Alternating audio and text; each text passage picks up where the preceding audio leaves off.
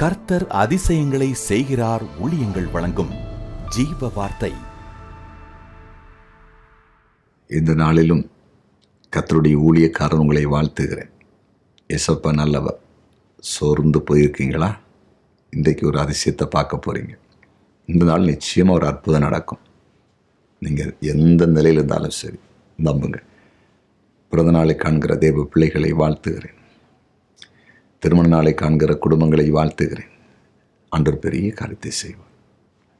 இன்றைய ஜீவார்த்தைக்கான வசனத்தை கேட்போமா? 1 நாளாகமும் 17வது அதிகாரம் 19வது வசனம். கர்த்தாவே, உமது அடியானின் நிமித்தமும் உமது இருதயத்தின்படியும் இந்த பெரிய காரியங்களை எல்லாம் அறிய பண்ணும்படிக்கு, இந்த பெரிய காரியங்களை எல்லாம் அறிய பண்ணும்படிக்கு. இந்த நாள் ஜீவார்த்தையின் தலைப்பு பெரிய காரியங்களை அறிய பண்ணுவார். பெரிய காரியங்களை அறிய பண்ணுவார், அறிவிப்பார். எரேமியா 33:3 ஆண்டு சொல்லியிருக்கிறார், என்னை நோக்கி கூப்பிடு, நான் உனக்கு நீ அறியாததும் எட்டாதமான பெரிய காரியங்களை அறிவிப்பேன்னு சொல்லியிருக்கிறார். அப்படின்னா நமக்கு ஆண்டவர் சில காரியங்களை அறிவிப்பார்.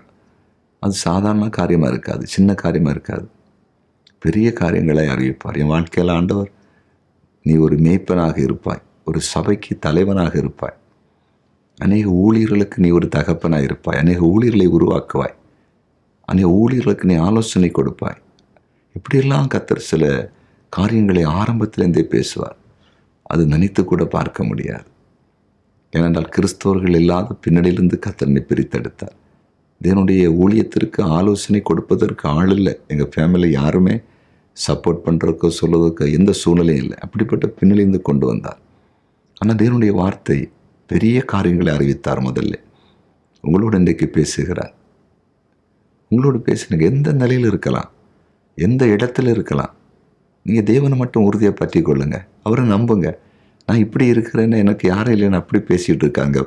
கர்த்தரை குறை சொல்லாதீங்க, முறுமுறுக்காதீங்க. பைபிளை நம்புங்க, முழங்கால் படியிடுங்க, ஜெபிங்க, இயேசுப்பை நோக்கி பாருங்க. நான் பெரிய ஆளாகணும் பெரிய ஆளாகணும் அப்படி ஓடாதீங்க. கர்த்தரை நம்புங்க, அவரை சார்ந்து நில்லுங்க. அவர் உங்களுக்கு பெரிய காரியத்தை அறிவிப்பார், நிச்சயமாக அறிவிப்பார். தேவன் பெரியவர். இன்றைக்கு உங்களோடு பேசி கொண்டிருக்கிறார். இன்றைக்கு அறிவிக்க போகிறார். எப்படி அறிவிப்பார்? வசனத்தை கொண்டு அறிவிப்பார். தீர்க்க தரிசனமாக சொல்லுவார், சொப்பனத்தில் பேசுவார், தரிசனத்தில் பேசுவார். அப்படி வாய்ஸு, குரலே கேட்குமே. சாமுவேலி சாமுவேல் என்று கூப்பிட்டவர் குரல் தானே கேட்டுச்சு. ஆண்டவர் அங்கே வந்து நின்று மனுஷனா ஒரு உருவமாக சாமுவேல் பார்த்தானா? இல்லையே. ஒரு குரல், சாமுவேல் சாமுவேல் என்று சொல்லி. மோசே மோசே என்று ஆண்டவர் கூப்பிடும்போது ஒரு உருவமாக நின்னார் ஆண்டவர் வந்து? இல்லையே. முட்செடியில் அக்கினி எரியுது, முட்செடியில் அக்கினி எரியுது. அவ்வளோதான், தீ தான் எரியுது, தீயை தான் பார்த்து நிற்கிறான். ஆனால் சத்தம் கேட்குது, மோசே மோசே அப்படின்னு கூப்பிட்றாரு. நீ வா, ஒன்று நான் எகிப்து அனுப்புன்னு சொல்லிட்டு கர்த்தர் பேச போகிறார். சரியா? பெரிய காரியங்களை பேசுவார். ஜீவனுள்ள வார்த்தை இது, நம்புங்க. நீங்கள் சாட்சியை சொல்ல போகிறீங்க. இப்படி நான் ஜீவ வார்த்தையை கேட்டேன், அன்றைக்கி தான் எனக்கு விசுவாசம் வந்துச்சு, கர்த்தர் எனக்கு பெரிய காரியங்களை அறிவிக்க ஆரம்பிச்சிட்டாரு, அது இப்போ நடந்து கொண்டிருக்கு. நீங்கள் சாட்சி கொடுக்க போகிறீங்க சபையில் வந்து. நம்புவீங்களா? ஜெபம் பண்ணுவோமா? ஜெபிக்கலாம். நன்றி தகப்பனே, பெரிய காரியங்களை அறிவிக்கிற எங்கள் அன்பு தகப்பன், அப்படியே செய்வீராக. யாரெல்லாம் எதிர்காலத்தை குறித்து பயந்து தெளிவில்லாமல் குழப்பத்தோடு இருக்கிறாங்களோ அவங்களுக்கு தேவன் சில காரியங்களை அறிவிச்சிருங்க. அறிவிக்கிறது பெருசாக இருக்கட்டும், பெரிய காரியங்களை செய்யட்டும். பெரிய காரியங்களை அறிவித்து திடப்படுத்தி தைரியப்படுத்தி நடத்துங்க. நன்றி. இப்பொழுது ஒரு பிரசன்னம் எல்லாரையும் மூடுவதாக, இயேசுவின் நாமத்தில் மூடுவதாக.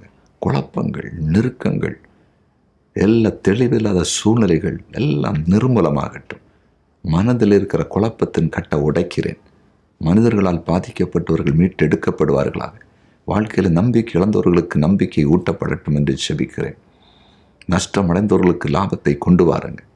வியாதியினால் தொடர்ந்து கண்ணீர் வடிக்கிற மக்கள் விடுதலையாக்கப்படட்டும். தேவனுடைய ராஜ்யத்தை கட்டுவதற்கு அழைக்கப்பட்டு பிரித்தெடுக்கப்பட்ட தேவ மனிதர்களுக்காக, மனுஷிகளுக்காக ஜெபிக்கிறேன்.